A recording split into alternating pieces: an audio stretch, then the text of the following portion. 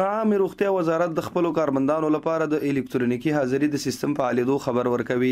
د عامه روغتیا وزارت له لوري په خبره شوی خبرپاڼه کې راغلي چې د رهبرۍ بورډ د هغه پریکړې په اساس چې له مخې د لومړي دوهم او دریم رتبه بستونو مسولین د کتابي حاضری پر ځای الکترونیکی حاضری کې ثبت شي د تطبیق چارې پیل شوي.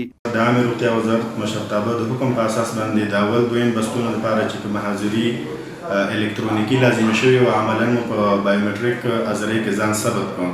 د عامه روغتیا وزارت کارکونکو چارو لوی رئیس عرفان الله کریمی د یاد پریکړې په اړه وویل د دې چارې په تطبیق سره به اداري اصول مراعات او د مراجعینو چارو ته پر وخت رسیدنه ترسره شي.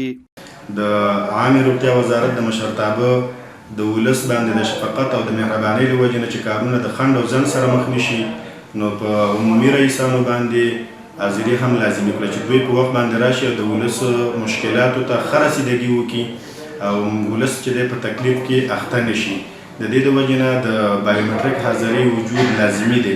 نو دغه حکم تعمیل مو کړی دی. نو خدای دې وکړي چې موږ د دې ولس د درد دوا شو او ښه خدمات عرضه کړو. د یادونې وړ ده چې په ډیری حکومتي ادارو کې د اصلاحاتو راوستلو د چارو د ښه تنظیم لپاره اداري کارونه الکترونیکي بڼې ته اوښتي چې په کارونه کې چټکتیا او شفافیت راوستلو ته زمینه برابره کړې ده.